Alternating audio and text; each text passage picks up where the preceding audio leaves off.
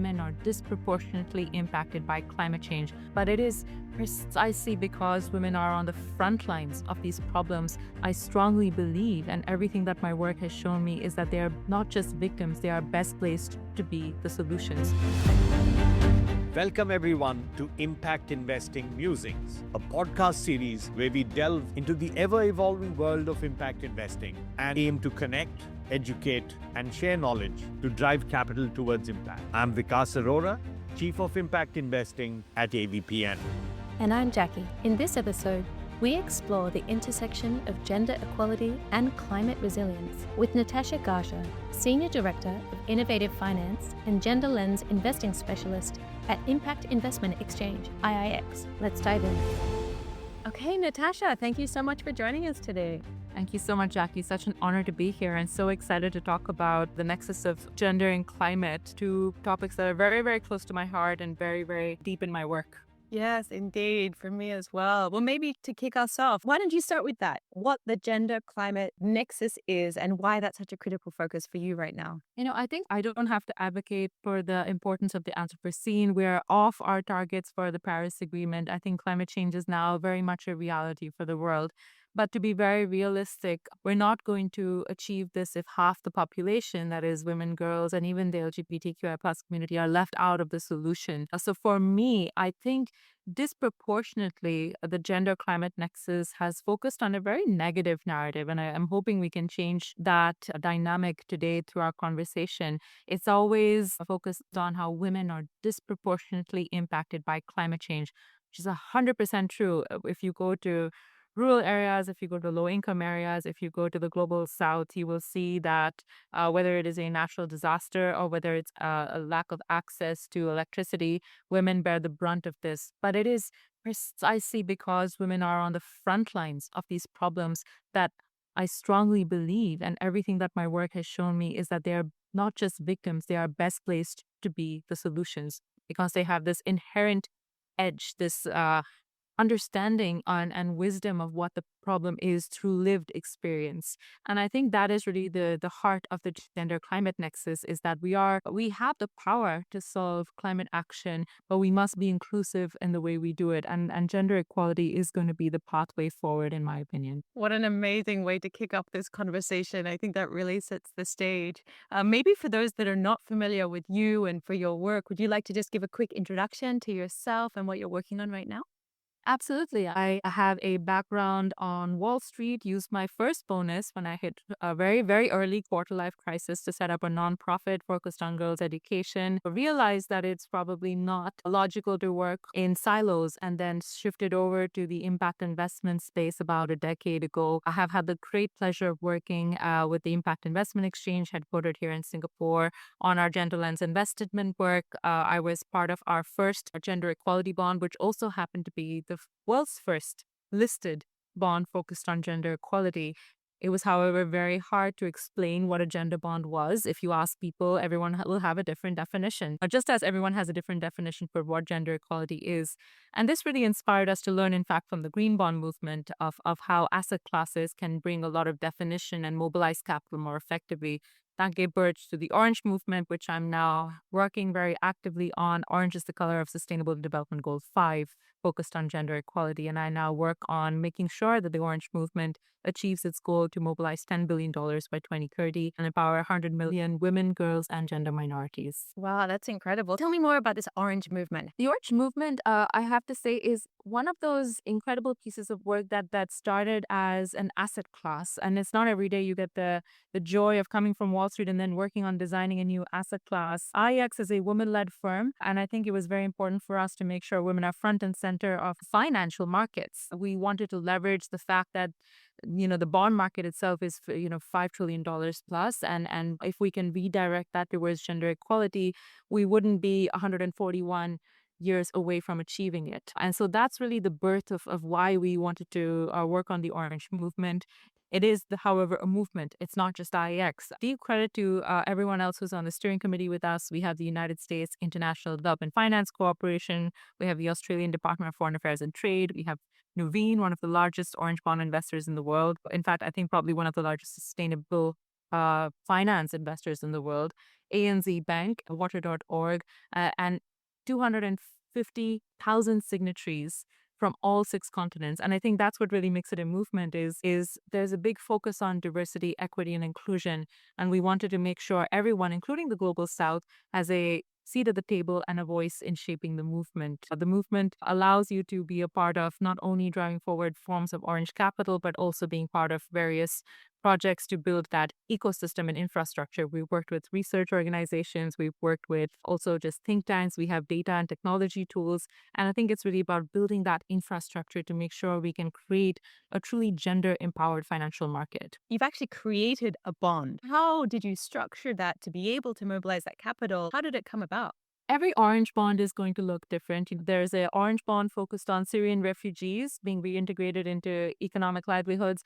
There's an orange bond as we speak focused on affordable housing in the United States. But the ones that I have had the pleasure of working personally on and structuring is part of our Women's Livelihood Bond series, which got the orange label. And those bonds really focus on women at the last mile of underserved communities in Asia and Africa. We look at not only economic empowerment through financial inclusion related investments, but we also structure it to have a multi country, multi sector portfolio. And a big part of that is actually making sure women are climate resilient. This includes making sure women have access to electric vehicles, to solar panels, to clean cook stoves, all of that to mitigate emissions. And on the adaptation side, which is a significantly underfunded area, we have investments into sustainable agricultural supply chains. Most of the food we eat is grown by a woman, even if she does not own the land. We're trying to change that. And also water and sanitation. Many of the wars that we're going to fight now are going to be over these kinds of land and water related resources. And to make sure that women are a part of owning them and are stewards is a fantastic way for us to build peace and stability as well. So the orange bonds that I've had a chance to work on through our Women's Livelihood Bond series really focus on making sure these women at the last mile are getting access to orange finance. Yeah, I had the privilege of actually chatting with Rod Pandey from BCG, and he was talking about the financing gap adaptation and how much of an urgent and pressing need that is. So it's interesting that you also bring this up. You mentioned about the last mile. What kind of mechanisms are in place to actually ensure the funding is effectively reaching that last mile and is reaching these women led initiatives and underserved communities? All of us, especially sitting here in Singapore, we talk a lot about data technology, artificial intelligence, and I think all of this is fantastic, but it's going to be most powerful when we use it to make sure the human element is brought forth. We at the Orange Movement have a commitment to making sure that we use data and technology to track the way capital reaches women at the last mile, to make sure that we are sending out, for instance, mobile surveys. Internet penetration is incredible across the markets we're working in, and most women will have access to a basic phone. It's 2024. There's no excuse that you can't reach women at the last mile anymore. You can, especially with the technology we all have access to, is that we forget sometimes to use it to make sure these people have a voice. And so for us, it's been very much about making sure that we are using tech to give women a voice and to give them a value. I think it's one to collect the data from them to say, did you receive the loan? Were you benefited by it? But the more interesting part is the data analytics. How do you use that to shape investments? Our personal journey to the Women's Livelihood Bond series, which are all orange bonds, was in the earlier issuances that we've done 6 to date and mobilized over $270 million. The first few issuances were very much focused on women's economic empowerment, but a lot of them had women who were smallholder farmers. And a lot of them would say, look, it's very nice to have this loan or to have a fair trade model where we're getting paid a fair price. But honestly, with climate change as a reality, we're not going to be able to improve our yield or our earnings. And so we're going to get into this debt trap. Using that data to make sure that all our loans had climate action plans to say, if you're working with a woman smallholder farmer, she needs to be climate smart and you need to give her that support as well, has really allowed us to have a very transformative impact to change the way we design orange bonds. And I think that's the real power. You not only to make sure funds were used the right way, but that we learned from the women and that we are recognizing, as I said before, that there are solutions to these challenges, but we need to listen to them. And tech is the way we've been doing it. Is that technology that you built yourself, or are you doing that in strategic collaborations and partnerships with other organizations? You know what? This is an interesting story. I think we had women everywhere from small islands in the Philippines to women growing tea in mountains in Kenya. And I think for us, it was about how do you actually reach these women? And it became a real need during COVID when my team couldn't fly to the field. And so for us, we immediately used our existing impact management platform, digitized it, made sure that we were able to do that. We had support from the Singapore government to do that. We've had support from the Australian government to build that out with an orange lens. And so with that sort of support, we've been able to make sure that now we have the ability to send out surveys to women in all countries. I think there's 15 plus languages and 10 plus sectors. You can also customize the surveys to quite an extent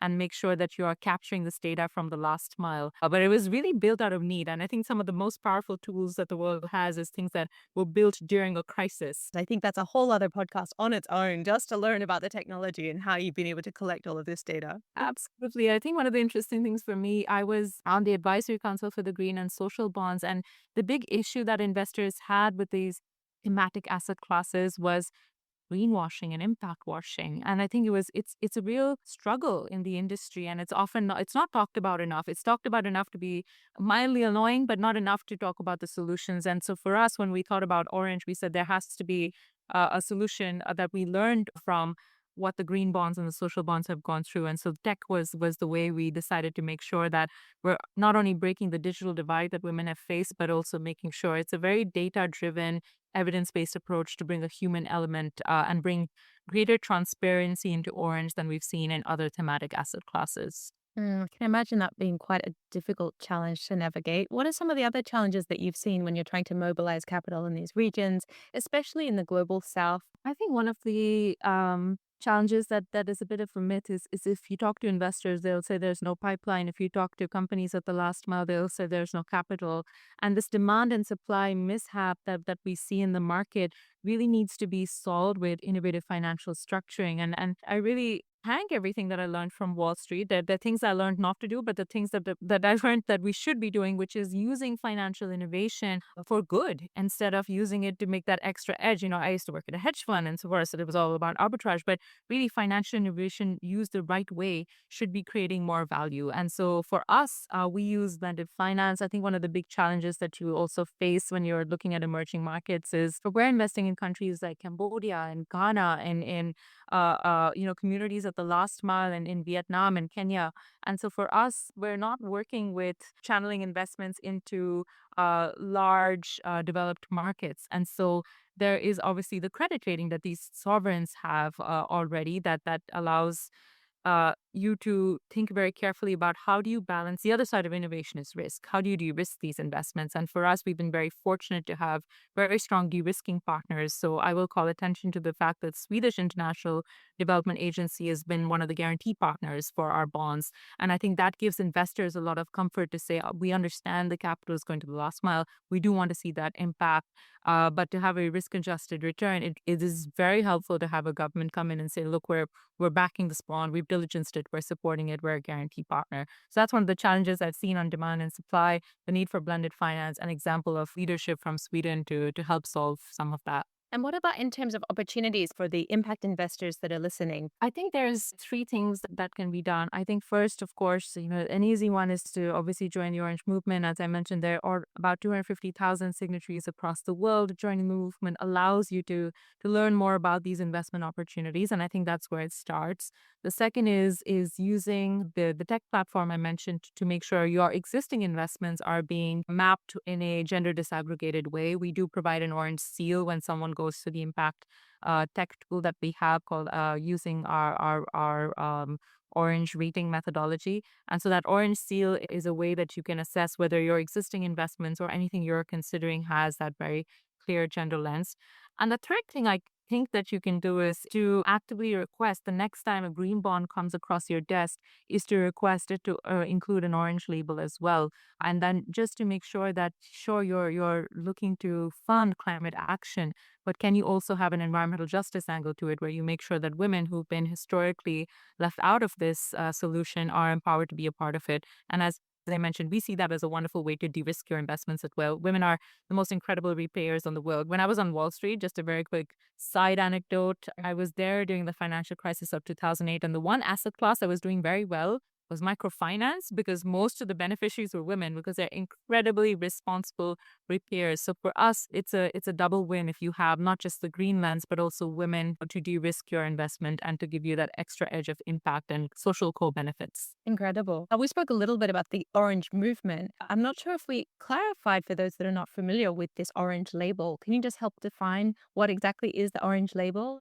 Yes. So the way a bond could get a green label if they're focused on environmental issues, typically climate action, but it could also be biodiversity, nature-based solutions. Orange, it uses that, as I mentioned, inspired by the orange hue of UN SDG 5 on gender equality. It's a similar label that you would use for a bond that focuses on making sure that women, girls, or gender minorities are sort of the central to the way you think about how the proceeds are used. I don't like to use the word beneficiaries because I feel like that lacks a little bit of dignity to it. But for us, there's three key principles that makes a bond orange. The first is you have to make sure, obviously, your proceeds are used to empower women, and we don't just mean women on in leadership. It's not just about women-led enterprises or women on boards.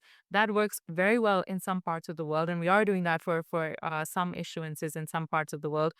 But in other parts of the world, like where I'm from, Asia Pacific or Africa or Latin America, it's women in supply chains. It's women, as we've been talking about, accessing clean energy products. It's about women accessing financial services. It's about women in the workforce of textile factories. And I think when you expand that definition, that's principle one, is you're taking a very customized, localized view to what gender equality needs for that region, and you're investing accordingly.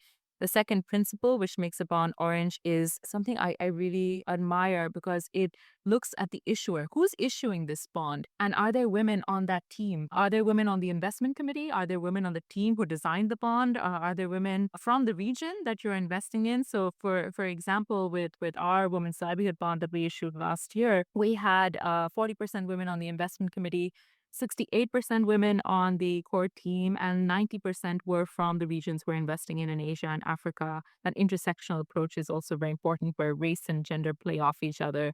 And I think the investments, we've never had a default to date. And I think it's because we have women thinking through this. Gender equal teams are more powerful always. The last principle is to verify your impact. You're an orange bond only if women at the last mile have verified that it is indeed orange. As I mentioned, we're using tech to do that for transparency purposes. But you can't call yourself an orange bond if the women you're saying you're benefiting cannot vet that. Wow. So they're actually part of that process to validate and verify their own kind of orange label in a way. Exactly. And I think that's why it's so empowering. The final decision makers are the women themselves. Yeah, absolutely. So you mentioned so many different partners. I know AVPN and IX are working together as well. How do these collaborations and partnerships really enhance the impact like the Orange Movement? I think collaboration has been very key. For instance, there's three main ways we collaborate. One is when we are using the orange label, we have a number of amazing organizations across the world who are trained through our orange bond verification training program to use the label. For instance, Sustainable Fitch, Morningstar are all trained to actually label a bond orange. So the next time someone asks them to rate a bond, they can also tell you whether it's orange. So that's one fantastic example of using existing market leaders to bring a gender lens into their work. The other collaboration that I'll mention is with our steering committee. When we wrote these principles, we actually ran them by 100 stakeholders. So we had bankers, investors, and human rights experts and gender experts who all came forward to the table. Australian Department of Foreign Affairs and Trade really led the charge on that to make sure civil society had a voice. And I think that's a wonderful way to collaborate. As you mentioned, they often get left out of these conversations. So these Orange Bond principles were really written by a very holistic group of ecosystem actors. And the third way I think collaborations work, and I think this is why we really enjoy working with groups like AVPN, is making sure that we are building awareness in the market. This is a new label in the market, and we are now hosting an Orange Forum in collaboration with the Singapore Stock Exchange. And I think it's been very important for us to work with folks like the Singapore Stock Exchange to make sure that we are building that awareness that listed products and mainstream products can and should have an orange lens. What do you see looking ahead with other financial instruments, perhaps? What are some of the next big steps you see? So I think one of the big exciting things we're seeing, Bangladesh as a sovereign recently announced that the next time they do their series of sovereign bonds, up to $1 billion, they'll include the orange label. And I think that a big step that I'm seeing is many countries are now stepping up to say, look, we're already thinking about green. We need to think about orange in parallel, especially if there are countries who are based in the global south where climate change is a reality and where gender equality is seen as part of the solution. I think that's truly transformative. So Bangladesh is one example of how I see the public sector really embracing all of this work that the private sector has already pioneered through the existing orange bonds. So very excited to see more sovereigns embrace this. We have done some incredible work in Indonesia along with the Ford Foundation. We had some very exciting conversations with the South African government who are hosting G20 next year, who are very keen to bring orange into the country. And I think we're really going to see a lot of sovereigns now embrace this, which will really be a very powerful signal for everyone else to follow suit. What a perfect way to end the conversation. Thank you so much for sharing. I'm sure there's lots of impact investors that would love to hear more, and I'm sure they'll be checking out your website and learning all about the Orange Movement and hopefully becoming a signatory. Absolutely. Many thanks to AVPN for their incredible leadership. Thank you for having me today. Thank you so much.